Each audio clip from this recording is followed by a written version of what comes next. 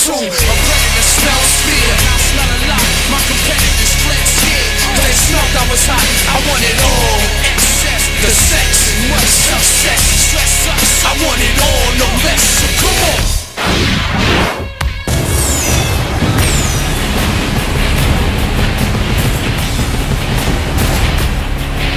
Ladies and gentlemen, welcome to another explosive edition of WEDF Smackdown. This is Z-Wall here with you on commentary tonight, along with Dave Grayson. Ladies and gentlemen, what a show we got for you tonight. It's me, Damage Dave Grayson, more popular than culture, here to carry the show with my buddy Z-Wall. And here comes the pain right off the bat, ladies and gentlemen. Brock Lesnar making his way out to the ring with Paul Heyman by his side. Brock Lesnar, one of the three in this triple threat match in Armageddon. It will be Brock Lesnar versus The Undertaker versus the World Heavyweight Champion CM Punk with the title on the line. And let me tell you, if I were a betting man, I would bet on this man right here. Brock Lesnar is the only real athlete here in professional wrestling. Former UFC heavyweight champion, former NCAA champion. The guy's held belts everywhere. Well, you gotta wonder, you gotta think Paul Heyman and Brock are kind of pissed off because CM Punk walked out on Brock on Raw in a tag team match. You gotta think Brock Lesnar's gonna be looking for a little bit of revenge on the world champ. Absolutely, but smart strategy on the part of CM Punk. I mean, if Brock had his, way, he'd attack Punk after the match.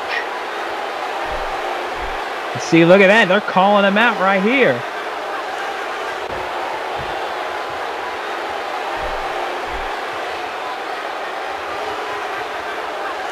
And remember, the Shield also had an attack on Brock Lesnar, which was orchestrated by CM Punk. Uh-oh. Wait a minute.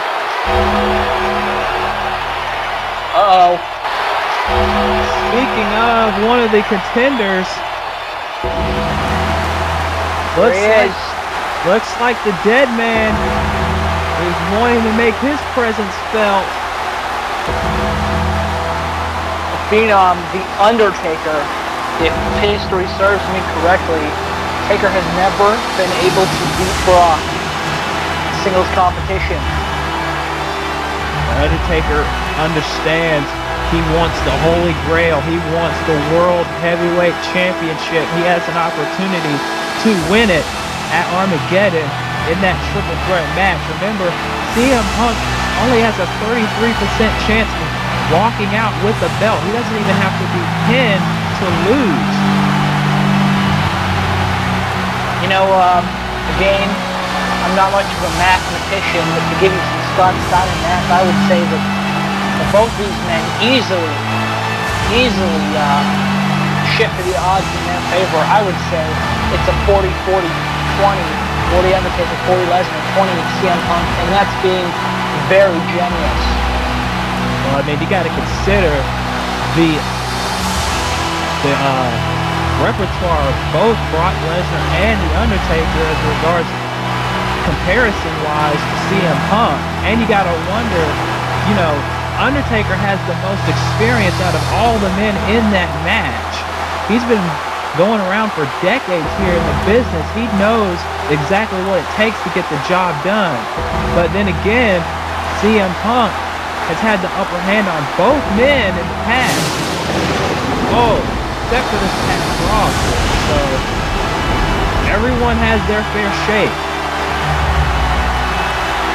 Very true. You gotta remember that Punk had both men laid out with DPSs on episode 297.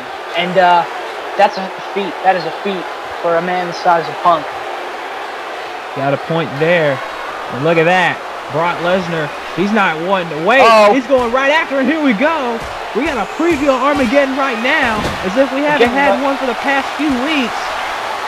We're getting right into it. And look at that. Taker's striking game. This is incredible. I've seen this before. Best pure striker, the best pure striker in the game, the Undertaker. But then again, you got the MMA style of Brock Lesnar to contend with. And Brock Lesnar, he's been in UFC. He knows what it means to be in a striking game, as you see right here. But Undertaker getting the upper hand. Oh wait, no, Lesnar now. Oh wait, no. Oh, there's Heyman now on the apron, and Heyman gets knocked down. No, Brock Lesnar's not playing any kid games. He's not wearing kid gloves. The dude is serious, and when the dude hits you, he hits you. Taker's gonna have a swollen eye. Oh, and there goes Lesnar to the outside. Undertaker remembering that F5 that was. Wait a minute. Oh, wait just a second. Business is about to pick up. You got that right, because here comes the Shield. And you know the Shield are working for Punk. You gotta think Punk is gonna send these guys out here right now to try and soften up Undertaker for that triple threat title match. And Undertaker standing his ground in the ring. He's saying, "Bring it on." Greatest asset to professional wrestling in recent years is the Shield. Taker better watch himself, because these guys are all business. Well, the Shield are out here. It is 3-on-1, but Undertaker taking them all on. But I mean, even for the Undertaker, I don't think he can just get through these odds with the Shield. Taking it to Dean Ambrose now, but Ambrose is like, nope. And now Rollins trying to get in. Undertaker now trying to fight off all these men, but it's 3 against 1, like I said. Undertaker doing a good job so far, sending Reigns into the corner, but there's Ambrose right there. Oh, and a clothesline. Boys, this isn't ballroom dancing. Exactly. You gotta jump on him. You gotta go 3-on-1. It's gotta be a dog pile. You can't just go 1-on-1. Oh, and there's Reigns, the powerhouse of the Shield, providing the distraction. Now the architect of the Shield. Down goes the Undertaker, and now Reigns.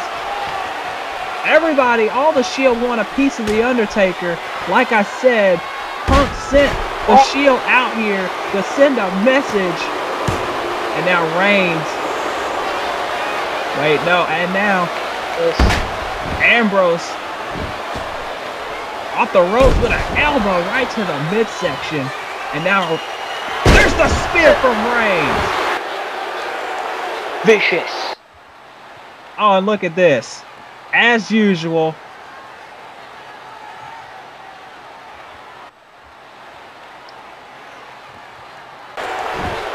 And now the Shield once again attacking the Undertaker.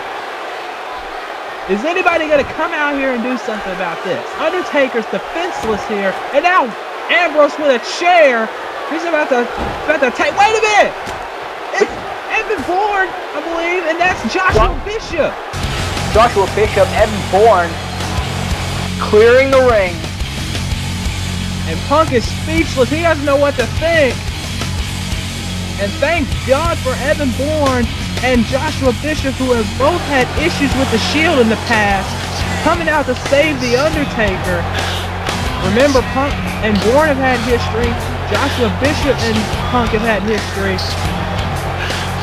Thank goodness for them, though, because who knows what could have happened if they didn't come out. But uh-oh, wait a minute.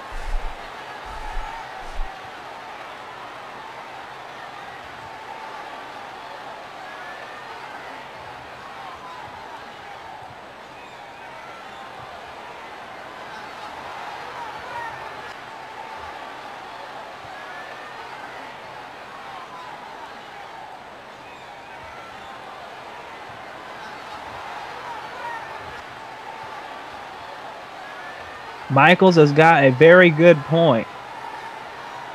There are no crybabies in the wrestling business. If you want to go cry about something, go back to daycare. Oh yeah. Okay, yeah, that's great. Let's have that from Shawn Michaels, the guy who lost his smile Biggest crybaby in professional wrestling today.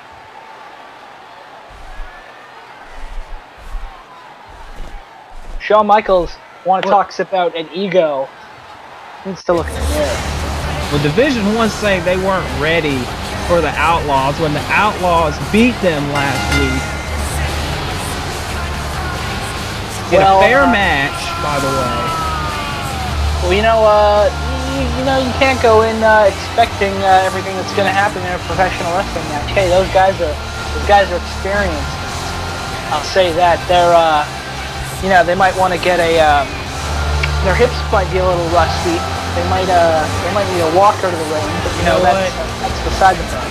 You know what? Let's just get on with this first match of the night. Sheamus, the Celtic Warrior, coming out here to the ring, wearing his traditional Irish green instead of. Well, we're not going to bring that up right now, but he's had issues with colors in the past, like color shirts and stuff. But that's all we could say. Zack Ryder. The Great Khali's with him? What? Zack Ryder on his way to the ring. No sign of Khali, but maybe that guy's sneaky. He's delusive. That guy. Maybe he's he's gonna descend from the rafters. Maybe. No, he's right next to us. Absolutely. I think he hopped the guardrail. You sure about that? You sure he hopped over there with his knees? That's a good point. Yeah. Here we go. I don't even know how Khali moved that quickly, but in any case, here we go. Ryder and Sheamus. Ryder actually invited Khali to join him at ringside. I don't know how he learned Punjab language that fast, but in any case. And look at Ryder taking it to Sheamus here. This would be considered a huge upset if Ryder can somehow manage to defeat the Celtic Warrior here, but he ran into a brick wall right there. Well, maybe Punjabi's like the pig rat. Oh, God! But now as I speak that. What a fiery red hand by Sheamus, and now back suplex. Sheamus has had some issues in the past few weeks with Kurt Angle. They're going to have a match at Armageddon, I believe. So Sheamus is going to want to send a clear and brutal message to him tonight through Zack Ryder, unfortunately. Absolutely. Sheamus should just Jamie Noble, Zack Ryder. Wait a minute. Sheamus should just... Look at Ryder now. Wait a minute here. Ryder coming back now. Tornado DDT. Getting ahead of steam when Sheamus should just kill this snub already. Oh, and a missile drop kick. Ryder is actually showing some life here. Neck breaker now. Into the cover. Not even barely a 1 count. But Ryder is actually putting up a fight here. Oh, but Sheamus, he's not going to take any of that. Oh, wait a minute. Sending him on the... Uh-oh. Hold on a second. Uh-oh. Oh, good night, Zack Ryder. Excellent knee from Sheamus. Good strategy. And like a certain commentator on Raw would say right about now, you will respect the knee, and you'll respect that battering ram right there by Sheamus into the cover here. 2, and Ryder kicks out. Ryder is still fighting on in this match, but yes, Matos, the only commentator that makes me look as good as Jim Ross. In any case, Sheamus with these 10 shots to the chest. Good. It's, Zack Ryder's all about the tanning in the first place. I mean, that's a tanning right there. Tanning is high. Yeah, and now this could be it for Ryder here. 1, 2, and again Ryder kicks out. And Ryder catches with a jab. Zack Ryder showing more fight than I thought he would here, honestly. But went for that knee. But Sheamus isn't respecting it right there. Ryder needs to stay on him like he's doing right, and we're trying to right now. He cannot showboat like WEDF life lesson number 3. Taunting gets you nowhere. Uh-oh. Here we go. There's the boom. Ryder could actually win his first match since him and Santino beat the Job Squad. If he gets it here, but Sheamus is like, no. 2 elbows. And here we go. Irish curse. Perfect. Oh, and now calling for the Brogue. And Brogue kick on the That's it. That match was about 1, 2, and that's it. That match was about 10 Zack Ryder moves too long. Sheamus should have just Brogue kicked him. Sheamus sending a message straight to Kurt Angle with that. There's the Irish curse backbreaker, which set everything in motion for this brutal Brogue kick that probably sent Ryder's teeth into the 3rd row at ringside. You know, you look at Sheamus' moveset, you notice, wait a minute, there's Khali now. And Ryder, I don't think he even knows where he is right now. Ryder he's saying, what the heck just happened to me? I don't even... What?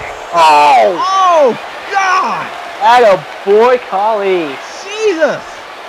What was that for?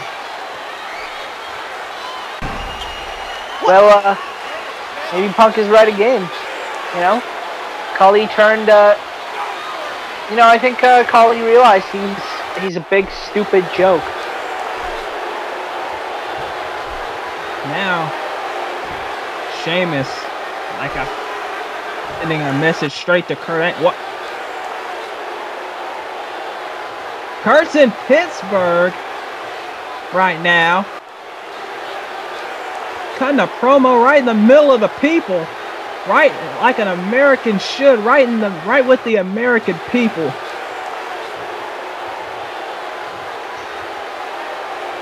He's pandering. What a pandering, flating old man Kurt Angle is. Hey, that old man can hit 9 German suplexes.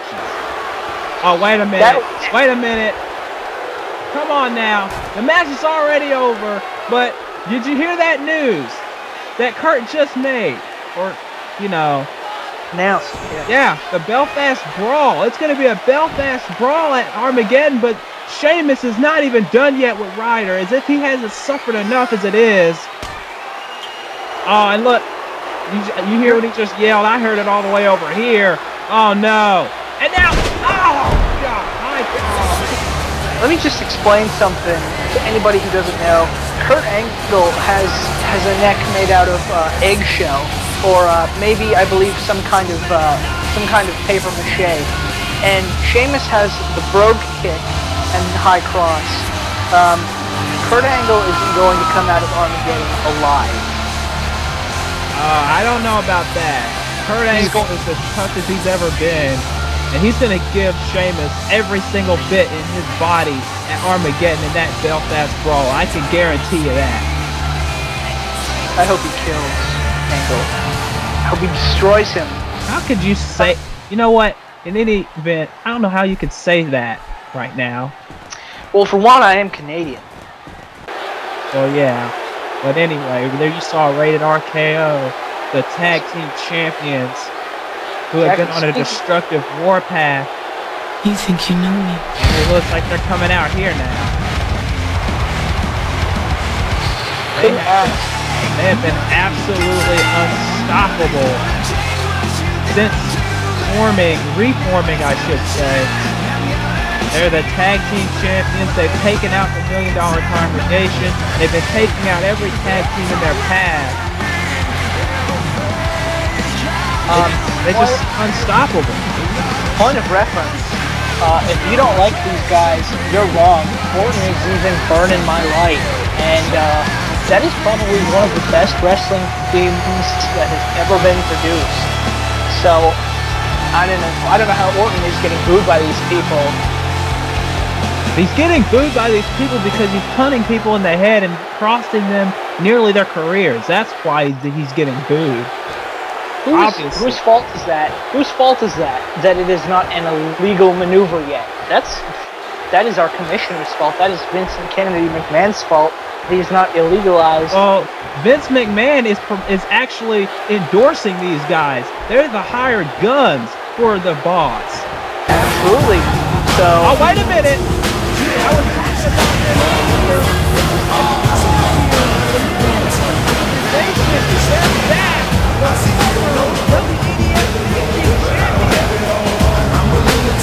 I'll give him this. One of the most talented tag teams in CAW virtual wrestling today. Absolutely. no question about it right there. That's one of the things I actually agree with. Edge and Orton are like, they look like they've seen ghosts.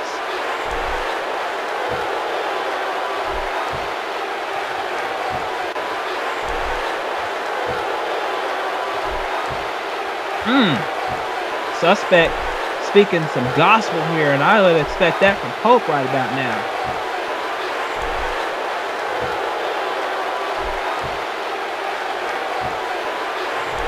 Oh man, you hear that, Gage?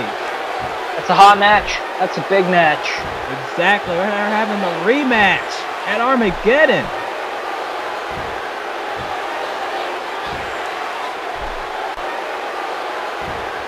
Okay, they are not a bunch of crybabies, obviously. And if they do, but people do like the Dream Team. Obviously, they're what the people want to see. I will give $1 million confirmation that they are easily the most supported tag team by the WEDF universe. Yeah. No doubt about it.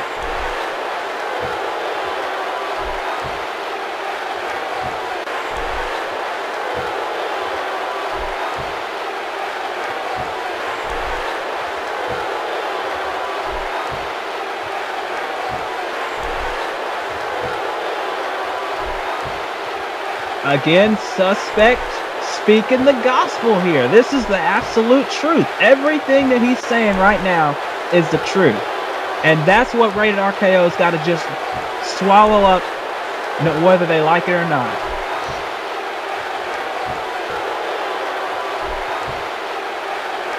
They need to stop flapping their gums and start punching some people. That's my strategy. Oh, and look at that. A cheap shot. As usual, expected, cheap shots from the tag champ. There's not going to be any cheap shots in Armageddon, that's for sure. Well, I wouldn't count either of these teams out, but let's face the facts.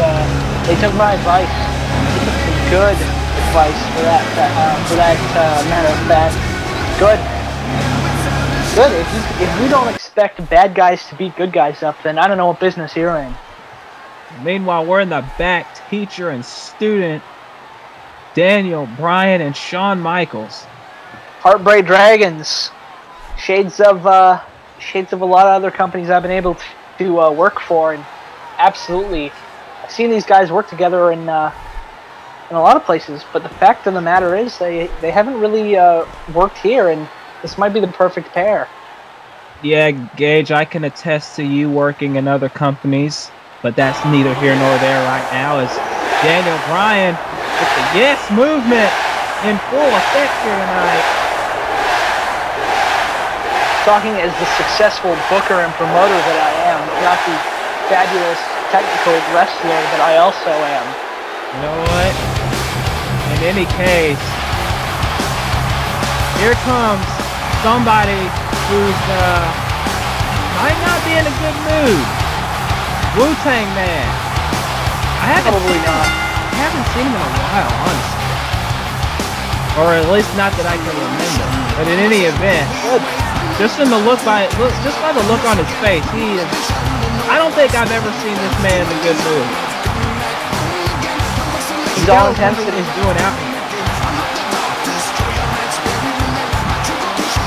What were you gonna say? That has yet to be seen. I gotta say, this guy's all intensity. Absolutely. I believe he's coming out for a match. I might be mistaken. Because this dude, just like the $1 Million Congregation, does love to flap his gums. Maybe so, but yeah, he is going. I'm just getting that through my headset now. Thank you production team. He's facing Curtis Axel here tonight. Remember, these two had issues last week, so it's turned into this match here tonight. And maybe that's why he's not in such a good mood. Well, if you really look at the long-term history of these two, Wu-Tang Man and Curtis Axel have been having problems since ECCW. Well, yeah. You know, I mean, Wu-Tang Man didn't like the way Curtis Axel presented himself last week, and he wanted to teach Axel a little bit of respect. Yeah, I guess Wu-Tang Man wouldn't like somebody presenting himself as perfect, because God knows Wu-Tang Man isn't. Nobody is. I don't see why Curtis Axel floats around here thinking that he's all perfection and all this, when everybody knows that everybody is not perfect. Look at Wu-Tang Man now. You know, I beg to differ. I think Kurt Hennig is perfect. I think Curtis Axel is easily perfect.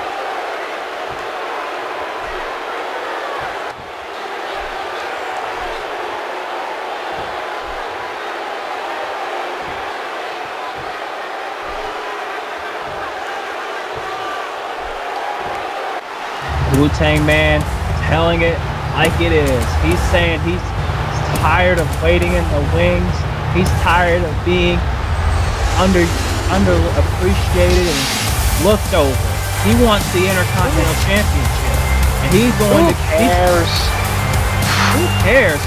Who cares? He says he's tired of being screwed over time after time, and he wants to get to where he feels like he needs to be. Remember, he's been screwed over by Batista and Michael Cole and the Spotlight.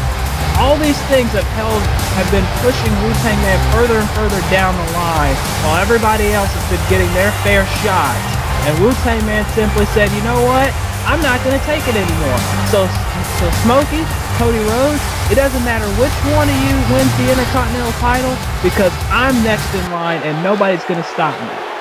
I don't care about some old, generic curtain jerker. I care about the future. I care about pure talent. That's what we're looking at. Oh, well, that pure talent just got a knee right to the face, and he's got sent outside the ring. How's that for pure talent? Hey, everybody can have a bad day. Everybody starts off a little rough. Hey, if you get jumped from behind, that wasn't from behind, but if you get jumped, you know, it's kind of hard to defend against. Well, Curtis Axel, I'll give him credit. I'll give Curtis Axel credit. He's a talented performer. He is the future of the business. But what he does too much is something that you've been saying for the past 20 minutes. He runs his mouth entirely too much, and that's what costs him in the end. He runs his mouth, and he gets himself into situations he shouldn't be in. And that's, if he just tones his mouth down a bit, maybe he'll get somewhere. Truth be told, sure, that's got some validation, but I'm pretty sure... Over here by Wu-Tang Man. Oh. Pretty sure he wasn't the one cutting a promo before the match. Just gonna put that out there. And now, into the corner. Look at this. Huge right hand. Right to the face. Starting out with some striking. Good strategy on his part. You gotta counteract the technical ability of Axel. I mean, the guy is through and through a wrestler and an athlete, and striking may not be his strongest suit.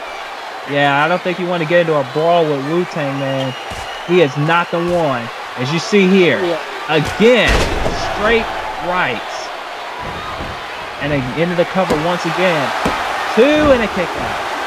Curtis Axel, like we said, a great wrestling pedigree. He's got all the skills, all the tools it takes, to be a future champion here in WEDF. The only thing he needs to watch out for is his mouth, because it will get him into trouble, like it is tonight with Wu-Tang Man. But nice clothesline. Let's cover here quickly. Only gets one. Off the ropes. Oh, back drop. And now Wu-Tang Man setting up for something. Back a waist lock, no. Side headlock, no. Getting out of it is Wu-Tang Man. And a huge hammer shot right to the face. Is Wu-Tang Man trying to chain wrestle with Curtis Axel? Yeah, I don't think Wu-Tang Man's strong suit is chain wrestling, especially with a technically gifted athlete like Curtis Axel. Absolutely. I see that with that arm drag. And now Axel picking him back up again, trying to strike at him, but it's not doing. See, he ran to a brick wall. Oh God! That'll get things started. He didn't see that one coming at all. Spine buster. This could be it. No. I mean, Axel did not even see that coming whatsoever. Uh-oh. Wu-Tang Man going for the... Oh, wait a minute. Oh! God. Backpacker. Right into the neck, right into the knee, and kick out there. Only 2 count on that one. Wu-Tang Man is determined. He wants the Intercontinental Championship, like he said before the match. He said he's tired of being soft. He's tired of being... as somebody would call it, a goody-goody two-shoes, as some people would say. He wants the title, and he wants to make sure that nobody gets in his way again. And oh wait, look at Axel! Oh! Excellent maneuver. Wu-Tang Man might take it too long there. 1, 2, no. Wu-Tang Man. Oh, wait a minute, he went for something. You know, Wu-Tang Man's not one who should be going to the top rope, especially with his physique. Wait a minute. And a backbreaker. One of his own. 1, 2, no. This has been a great match so far. Axel really showing something here tonight, as he has since he debuted in WEDF. You know, uh-oh, wait, no. Again, look at this. Wu-Tang Man actually matching chain wrestling with Axel. That's a change. Oh, and whipping him into the corner. And now... Oops. Oh, look at this. Another spine buster. And now I think Wu-Tang Man's just saying, that's it. And it's time to end it. And now... Oh, good night, Curtis Axel. 1, 2, 3. Count them all, kid. Calls that the Tang driver. And he just drove Axel almost through the ring for that one. I mean, good. I guess Cody and Smokey should be played, but I guess I should be uninterested. Wu-Tang Man won. Hey, Wu-Tang Man is on a mission. He's on a manhunt. He wants the Intercontinental title. He's tired of being screwed over time after time. And he told the world he's not going to take it anymore. He's going to take it by any means necessary. It's now or never for Wu-Tang Man. Well, time will tell. Time will tell. But, it will. Most definitely. Wu-Tang Man with the victory here tonight against Curtis Axel. Curtis Axel put up a good fight though. He put up one hell of a fight with Wu-Tang Man, but in the end, Wu-Tang Man got the... Oh, wait a minute, what? Look at that! Wait, that's Cesaro! Oh! That uppercut! Where did he come from? Amazing. I think Cesaro also wants the Intercontinental title. And Al got into the stairs. Good. You want a good Wait a call? minute! Rey Mysterio! Rey Mysterio now! Here we go! And there's the big splash! Mysterio! All these men, I'm sure, want the same thing Wu-Tang Man wants, and that's the Intercontinental title, and out goes Cesaro now. And wait a minute! Del Rio! Yeah! Del Rio! It's going to be a never-ending casket. Oh! Good God! What a kick to the face! It's going to be a never-ending cascade of run-ins. And now Del Rio's the last man standing. Didn't know the Intercontinental... Wait a minute! Oh! Kingston! Oh my God!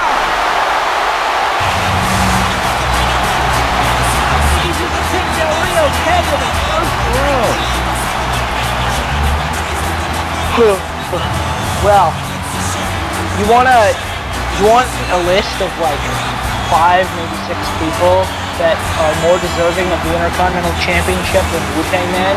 You just saw all of them. Cesaro, easily. Mysterio, Kofi Kingston. Absolutely. That guy needs his momentum back. Del Rio. Wait a minute. Goldust and Cody Rhodes.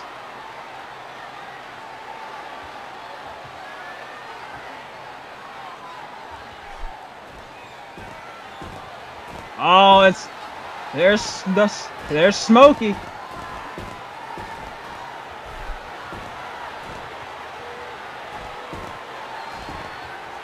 Good attitude. I like the hustle of Cody Rhodes.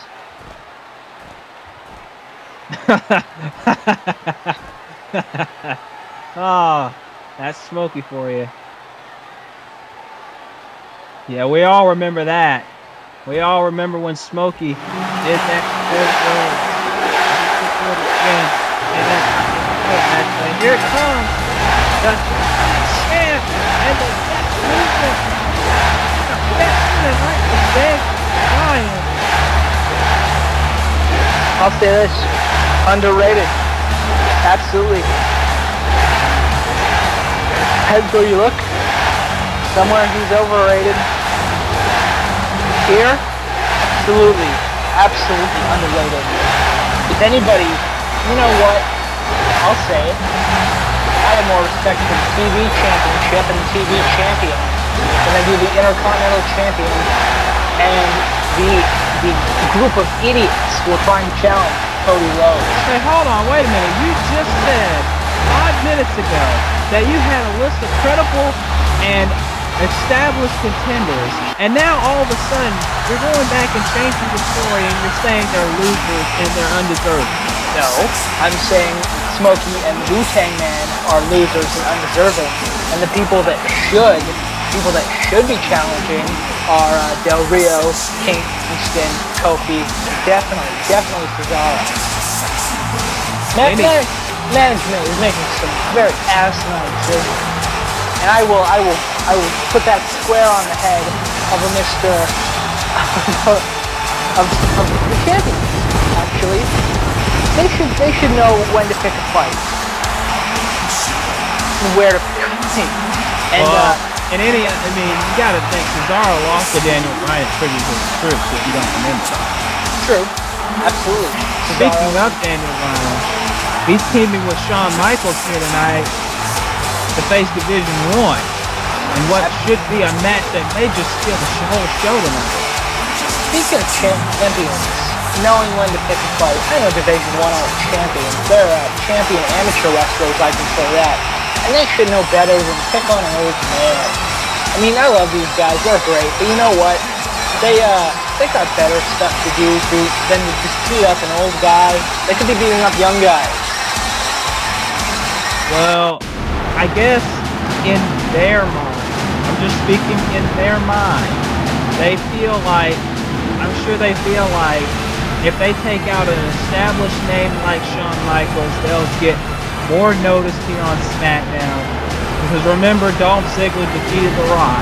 He will not stop telling anyone who will listen about the fact that he defeated The Rock, and now he's going on to Shawn Michaels, thinking he could do the exact same thing, beat Shawn Michaels, and then tell the whole world about it. Well, I don't know. I hope Ziggler wins the TV champion. I hope he wins the TV championship, and I hope him and Jack Swagger move on to even bigger and better things than the TV title. I guess that's all up to them, I believe, but in any event, like I said, this match could steal the whole show. And I did not quote that from Dolph Ziggler. I will. Dolph Ziggler will steal the show. I know you will, but let's go back to the point you made earlier. Let's say Dolph Ziggler does pin Daniel Bryan here tonight, and that puts him in contention. You got to remember, Alex Riley is the #1 contender for the TV title. So either it would be a triple threat, or Dolph will get his shot after Alex Riley. He probably will. Here's hoping. he's got better stuff to do right now. Like I said, he's got to beat up an old guy for a while.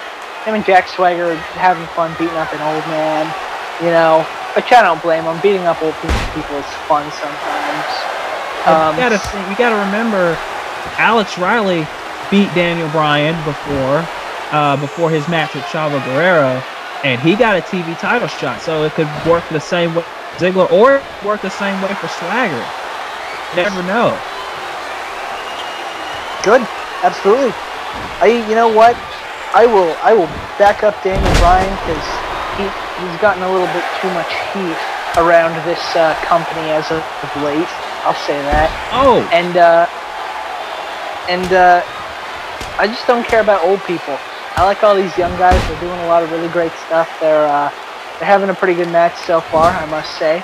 Well, I mean, the only reason why he's been getting all this quote-unquote heat is because of the boss, Vince McMahon, saying that all these smaller guys, all these non-McMahon-made products should be out of WEDF, or should be out of his business, and that they shouldn't get the higher spots on the card, as they would say, when they clearly deserve it because they work harder than anybody else. Yeah, he sure had a couple mouthpieces on commentary selling that for him. I want to talk about small guys. Daniel Bryan is a big name. I think Dolph Ziggler's a pretty small guy. You know. I mean, you got your Daniel Bryans, you got your Dolph Zigglers, you got your Evan Bournes. They all deserve a shot, and McMahon is like, no, you don't. If the internet likes them, they're a dork. That's about it. And you know what? A lot of these guys are dorks. But you know who else? You know who else? The Dream Team. Just like Rated RKO said earlier, they say that the Dream Team don't deserve a shot. The people want to see the Dream Team. And then you got Samoa Joe all over on Raw, which, you know, I'm going to only touch on this for a moment because this is SmackDown. Samoa Joe's been undefeated since WrestleMania 2. But yet he isn't getting the opportunities he clearly deserves because he's not a McMahon-made guy. You know? He's not a small guy by any means, but he's not a McMahon-made product, and that's why. Into the cover by Ziggler, won. Let's get back to this match, though. We're missing a great match so far here between Division 1 and, what did you call him earlier, Gage? Somebody, I don't know. Heartbreak Dragons is what I like to call them if I'm going to give them a team name. For now, maybe I'll just call them Underrated and an Old Man. Well, in any event, that old man is taking it to Dolph Ziggler right now with these huge chops. But Ziggler coming back. Off the ropes. No! Michaels, too experienced to get caught in that. Michaels is the more experienced of these two. And you got to think that Michaels and Bryan are going to have more of the advantage here because Michaels taught Daniel Bryan. And you know that old man, as you call him, Gage, told Ziggler that in order for you to steal the show, in order for you to prove all these things that you're saying about yourself, you got to go through me first. And look at Bryan with a missile drop kick from the top rope. Yeah, he's going to. Cover. 1, 2, and a kick out. Shawn Michaels better get life alert because when Dolph Ziggler drops the Famouser right onto the back of his skull, he's going to fall. He's not going to be able to get back up. Cover here. 1, 2. You know, I don't even know how you could say something like that for somebody who's established of a name as Shawn Michaels. How could you sit here and say something like that about Shawn Michaels? You want to talk about somebody who is a prima donna in their prime? You know what? Let's talk about Division 1. Look at Swagger. Look at that athleticism. Let's talk about, for one, yes, the athleticism of Swagger. Look, Swagger going up to the top rope with him. Oh, wow. Exactly, and you know what? That's the long and the short of it. These guys are in their prime. Yeah, these guys got an ego. You know what? They're not going to hold anybody down unless they're too old and don't deserve it. You know, if you're saying that about Michaels, you know that's not true. He may, yeah, sure, I'll give you maybe the old part, maybe. But the fact that you call him undeserving. Yeah, and he holds people down. Oh, sure, yeah. Go ahead with that. Go ahead with the he holds people down. Absolutely So does. you might as well just say that all the quote-unquote old guys hold people down, huh? Yeah, they do. Are you kidding? I mean, you got two young guys in the ring striking it out, kicks versus punches. I mean, this is great. This is great. Well, but look. These guys could be in a world championship match right now if it weren't, alright, Punk's a little bit younger. But let's be honest, the whole scene is full of guys who are too old. You know, I don't know where you get that argument from. I mean, let's face it, the only person here who's really held people down on SmackDown is the world champ himself. The guy who actually beat an HBK. You know why? Let me give you a list. He's belittled Evan Bourne, saying that he's not even in his league. And then he treated Oshijek second rate. And then he treated The Rock like trash when you know that The Rock deserves way better respect than that. Hold up. And now, elbow drops. This could be it right here. Cover. 1, 2, no. And then you got the Great Force that CM Punk cared less about. The same Great Force that could change the fate of WEDF in general. That includes you and me. So what kind of argument will you have against that? Because you should not have one. I would say that you're spending a little too much time putting CM Punk down and not watching this sweet hot tag. You know what? You know what? I'm not even going to go there with you right now. We're just going to watch Jack Swagger hit a German suplex and go on the attack for Shawn Michaels. A shot now. And another one sitting him in the corner. Jack Swagger's young. Jack Swagger's world championship material. And Jack Swagger isn't 50 years old. I'll tell you that. Wait, what? Wait a minute. That's the music of the #1 contender for the TV title, Alex Riley. Where is he? There he is.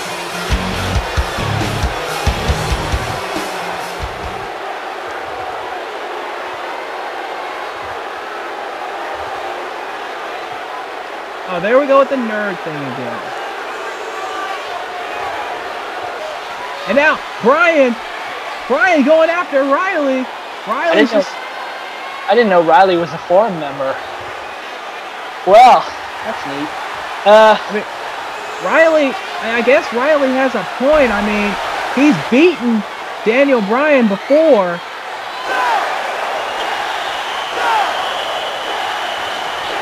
And now, these two are Bryan telling Alex Riley no. You know, Daniel Bryan's going to make me take back all the nice things I said about him in this match. I could have really worked. Oh, here we go. Wait a minute. You know, Alex Riley just reminds me of that jock that you see in school that tries to belittle everybody. And you also talk about, wait a minute, back in the ring. Come on, Swagger. Yeah, here we go. Oh. Perfect. Couldn't have done it better myself. Now Ziggler, I can do a pretty awesome Ziggler wants to tag, obviously, because Michaels is down, and there's a zigzag into the cover here. 1, 2, 3. Somebody get a, I don't know. I guess you'll need more than a walker. Probably a wheelchair. Maybe a nurse and a stretcher. Yeah. You know what? I don't know why you would say something like that about Michaels. The only reason why he's lost this match was because of Alex Riley's distraction. And then Bryan went after him, and Michaels was left by himself. Don't sugarcoat this. Shawn Michaels picked a very bad partner. I like Daniel Bryan, but he picked a bad partner. What kind of loser gets distracted, walks all the way up the ramp? That is not... You were just saying how great this team was 10 minutes ago, and now you're like, oh, well, this is a bad choice. Yeah, it was. Because Riley caused the distraction. Daniel Bryan comes out, comes up the ramp, being a big dork, not paying attention to the match at hand.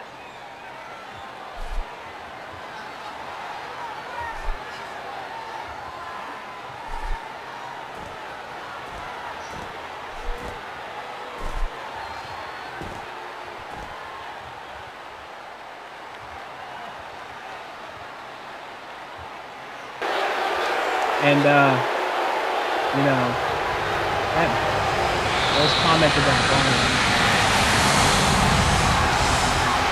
In any case, we're on to this match. The 7th one making its way out to the ring. He and Joshua Bishop saved the Undertaker from a Shield beatdown earlier tonight.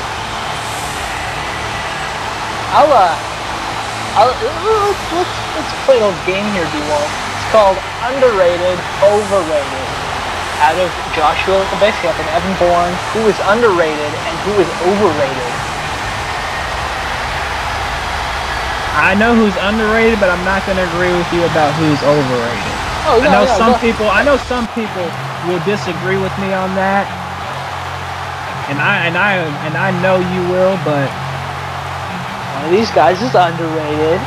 One of these guys is horribly overrated. I'll answer for you, but thanks for playing. Joshua Bishop, probably one of the most underrated guys on the roster. Wait, this guy what? Fucking huge. Yeah, Evan Bourne?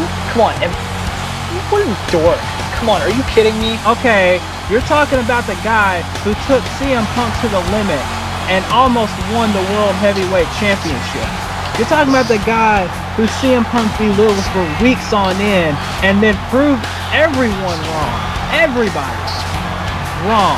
When he took CM Punk to limits he didn't think he would ever be taken to. And nearly won the world title. Who cares? Who cares about a little dork? Okay. I'm sure a lot of people in the WEDF universe care. A lot of people care. They should pay more attention to the fucking behemoth on his way to the ring. The giant jacked up guy that beat Brock Lesnar, a #1 contender for the World Championship.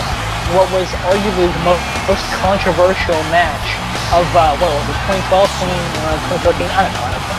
My point being is, but then he lost in a steel cage match at King of the Ring to the same man in a brutal and dominant win, by the way. Okay, so let's have a little fun here. I'm campaigning for a rubber match.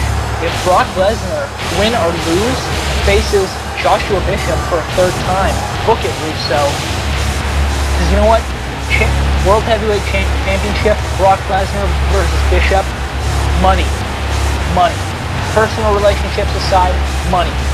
Well, I mean, but that would be a great match if it wasn't for the fact that he's too busy dealing with the men who's coming out now, the Shield. Because the Shield have had issues with Bishop for weeks now. And Bishop is saying himself, he's like he said earlier to Evan Bourne, like Evan Bourne said, they'd love to go after the world title. They'd love to get a shot at the world heavyweight title. But you know why they can't? Because of the Shield. Because they feel the Shield is just going to get in their way every single time. So what are they going to do? They're going to take out the Shield first, then go after the world title. Joshua Bishop would have a much easier time on his own. Evan Bourne's just going to hold this guy down. But Joshua then again, Bishop, you know what? No. You would say that. But then you got to think about it. Joshua Bishop had a match, I believe, one time before. He had a match, and then backstage, he was attacked by all 3 members of the Shield. He was by himself. He had nobody around, and yeah, you can say he could have held his own, but he couldn't hold his own. He got jumped. Yeah, he was trying to get. Yeah, if I remember correctly, he was trying to go after. This was while he had his issues with Alberto Del Rio. And he tried to go after Del Rio, then he ran into the Shield. Okay, so a 4-on-1 where 3 of the guys jump you, that's fair. Put a regular, put these guys in a 2-on-3 handicap, put Joshua Bishop in a 1-on-3, you will see a competitive match. But even more importantly, I want to see Roman Reigns versus Joshua Bishop, and I want to see Seth Rollins versus Evan Bourne in a 1-on-1 contest. Well, you're seeing a little bit of that right now as Evan Bourne taking it to the architect of the Shield, Seth Rollins. And the thing about this thing, wait a minute, oh! STO into the second turnbuckle. Jeez. But the thing about this thing with Evan Bourne, how he got tied into all this is because he tried to stand up to CM Punk, and he threw him in the ring after Punk was trying to run away from a fight with the Undertaker, threw him back in the ring for Punk to get a tombstone. And in the last SmackDown, he did face Seth Rollins in a one-on-one match, and Bishop came to make the save for him when the Shield came down and tried to attack Bourne. I think the Shield. Wait a minute. Here comes that match you wanted. The icon himself, the iconic shaman, the Beast. This guy is fucking stacked. This guy's like, what, 300 pounds? Incredible. He towered over Evan Bourne, by the way. Oh, Jesus. He's towering over Roman Reigns, and Roman Reigns is no small guy. He's not a weakling like Evan Bourne. What? But look at the strength of Roman Reigns right there. That strength, you cannot measure that strength with anyone maybe except Bishop at this point. And look at this, taking it to Joshua Bishop here. Sending the big man down. And a knee right to the face. And now, more strikes. But I don't think you can match a striking battle with Joshua Bishop by any means. But you gotta wonder, oh my God!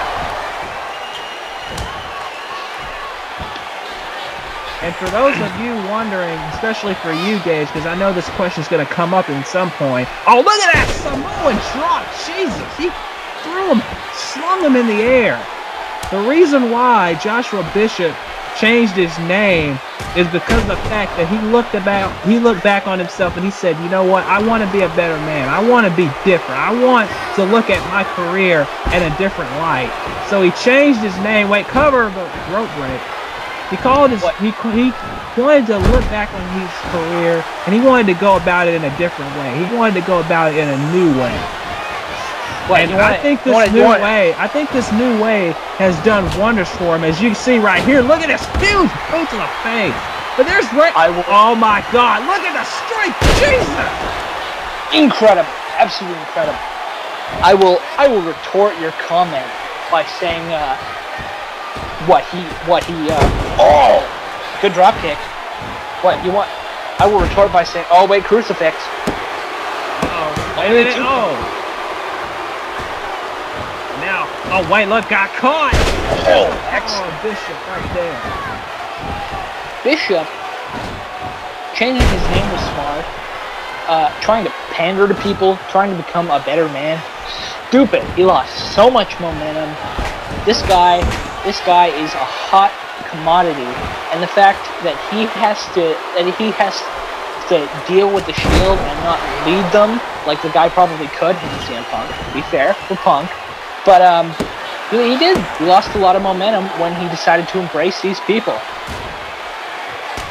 Now, Rollins coming back against Bishop, but I don't think these strikes are working.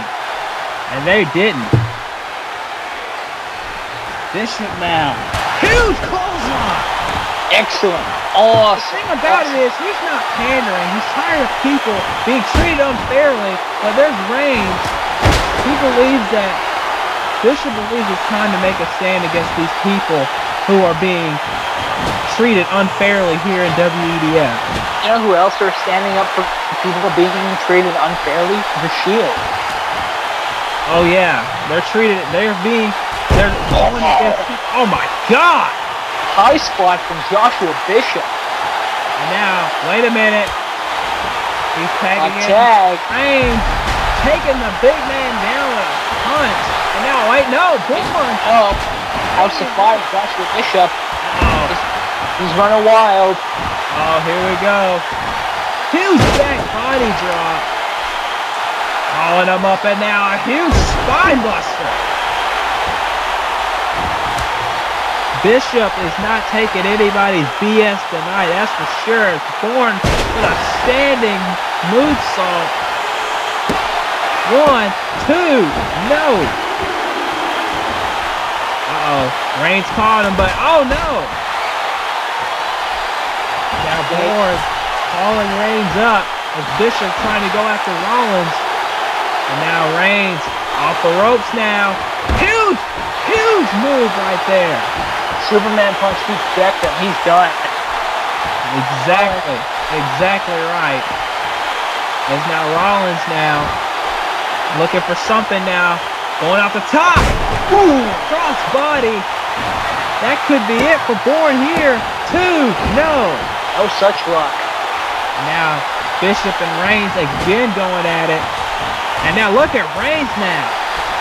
Taking out Bishop. Rollins trying to get in. Hey. Piece in the face and the ribs. I mean, shoulders, I believe. Yeah. Pressed him down. Rollins trying to come back though. Oh, now Bourne now kicking him away. Bourne leading him into the corner. More kicks. Gotta watch out for those feet of Evan Bourne. Speaking of drop kick. Speaking of feet, there's the kick. And now, wait a minute. Elbow to the head. Bishop on the apron. He's dying to get in there. Cover. And Reigns right there. And I think the ref got clipped there a little bit. No matter, the match still continues.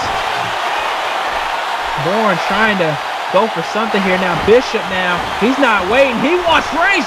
Good God. Just scaring Reigns off the apron. Meanwhile, in the ring, Evan Bourne going for the shooting star punch, but no, Dean Ambrose is like, nope, that ain't gonna happen. Oh my God, what is this? Awesome. Oh! That was I think the kind of questionable. I kind of think that match has been thrown out at this point. The match is over. I think Dean accidentally had Evan hit a bit of a scent on Rollins. Bishop on the outside dealing with Roman Reigns. These two big men slugging it out. You wanted that match, Gage, and it's happening right on the outside. Bishop just taking it to Roman Reigns at this point. Meanwhile, in the ring, Bourne is all alone as Dean Ambrose with a knee. You know, if the Shield were to split up, I could not think of a better World Championship match than Reigns and Bishop. Wait a minute, speaking of that, and now it looks like Bishop is the next target. And now, but Bishop, he's not going to take any of that. Oh, but there's Reigns. I gotta say, Bishop's in over his head. It's the numbers. Oh my God! Wait a minute. Wait just a second here. Here comes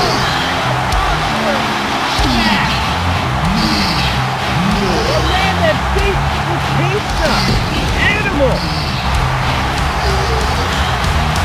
Oh my God! And like you said, Dave, like you usually would say right about now, business is about to pick up.